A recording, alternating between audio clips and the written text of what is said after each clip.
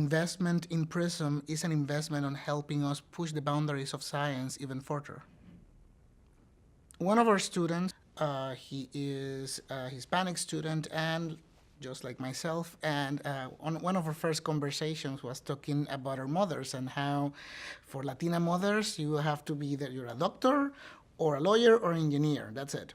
There are many things that you can do with a science training. There are many things that you can, many careers that you can follow besides those three ones. He is now applying to graduate programs. He is now getting interviewed at graduate programs, and he will be going into a PhD program starting next fall. No matter who you are, where you come from, what matters is, can you ask the right question? Can you put your mind to something and being able to find those conclusions, particularly through science?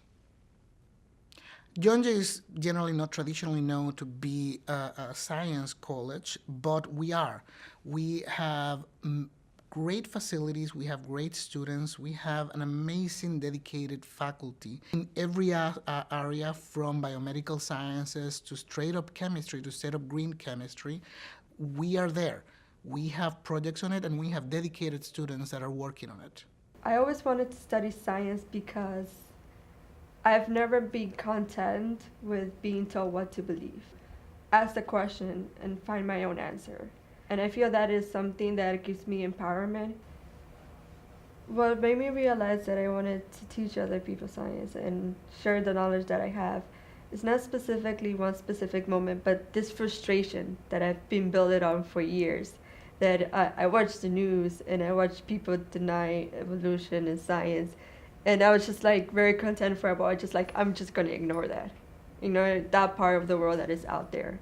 But at that moment when I was listening to him, I realized that wasn't listening to the speaker at the conference, I realized that wasn't the best course of action. That if I wanted to fix the problem, then I had to be part of the solution, that I had to be out there teaching others what they should be learning. So before my experiences at Prism, I had been building up this frustration for many years, that I was watching the news and I was seeing people deny science, deny evolution, and I was for a very long time very content with just ignoring that part of the world, to be happy that I know what I needed to know and just move on with my life. But at a certain point, I went to a conference and I saw a speaker, and he got his PhD in astrophysicist, but was able to use that in order to make the world better. And at that moment, I realized that that's what I wanted to do with the science that I was learning. I wanted to go on and teach people, so that I wasn't just ignoring the problem, I was helping solving it. And through that choice that I made, I realized that I made a good choice, because having her as my mentor, I don't think I would have done all the things that I have done if she hadn't been there to push me to apply to this program, to apply to the next. She has been great in the way that she's shown me that, as a Latina herself who went and made it through all the obstacles that are there to get her PhD, that I could do it. And that gives me great confidence that I'm going to be able to do the same. My plan for the future is, this is very exciting, because if you had asked me 2 weeks ago, the answer would have been completely different. So, of course, right after I graduate, I want to go get my PhD. But what is exciting about the future is that I've decided that in the future I want to work for NASA as a biologist.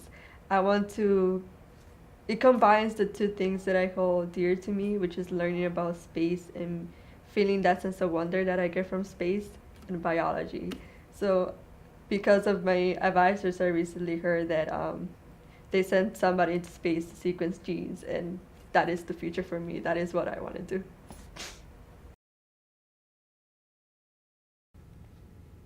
During my time in the lab, I have been able to design protocols. I have been able to conduct my own experiment, my own hypothesis-driven experiment, where I think about the experiment and I do my projects. I do all of my sample analysis.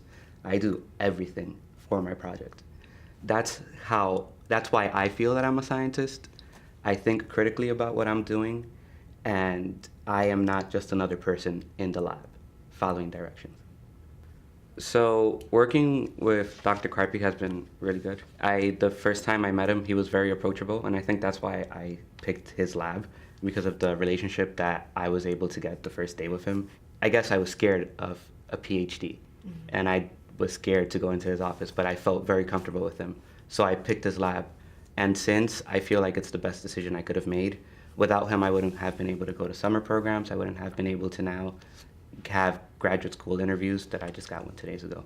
So having him along has been very good. He has mentored me very well, and I am very happy. So in Dr. Karpi's lab, we're using moss, an inexpensive plant that you can buy at Home Depot, to detect an anthropogenic source of mercury. Anthropogenic means it is man-made. So we're looking to detect a man-made source of mercury in New Haven using moss.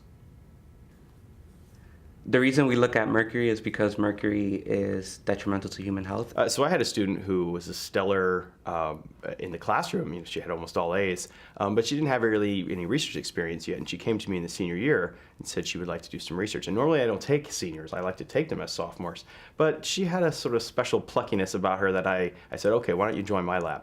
And she went from not having any idea what she wanted to do when she grew up to knowing that she wanted to go to graduate school. And I'm proud to say that she's graduating with her PhD in microbiology this spring. I plan to go to her defense, and I'm going to be very proud. They don't see themselves in pictures of scientists, right? And so they don't think of themselves in that way. So undergraduate research used to be primarily at fairly wealthy, privileged institutions, and this created a real dearth of minority scientists because they just didn't have access. And so when minority serving institutions get into the game, they can make a real difference, and they can really start to produce the students with the kind of experience that grad schools want. What we do at John Jay, we refer to as deep mentoring, meaning we get to know the students over years of time. This is not just a summer experience or a one semester internship.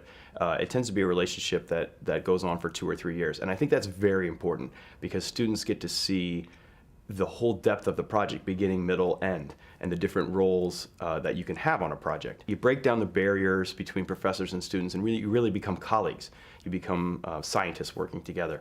And once those barriers are broken, and the students start to think of themselves as scientists, and then the future's really unlimited at that point.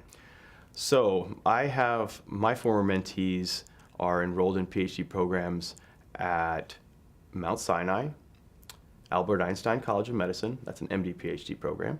I have a student in the PhD program at North Carolina. I have a student in, who am I forgetting? Hunter, Eric. Oh, I have a student at Hunter College, master's program at Hunter College. And I have a student right now who's got interviews at almost a dozen graduate programs, including Yale, NYU, UCSF, and we're seeing this more and more.